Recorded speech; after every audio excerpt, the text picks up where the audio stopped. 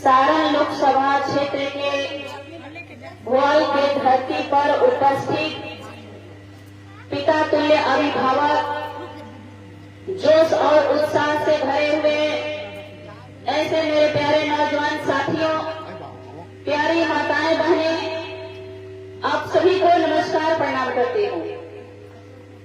यहाँ पर मौजूद छोटे छोटे प्यारे बच्चे, मैं आप सभी का उज्जवल भविष्य की कामना करती हूँ। साथियों, ये चुनाव लोकतंत्र और संविधान बचाने का चुनाव है। ये लड़ाई आप सबको अधिकार दिलाने का है। भाजपा वाले चुनाव लड़ रहे हैं संविधान बदलने के लिए और महागठबंधन चुनाव लड़ रहा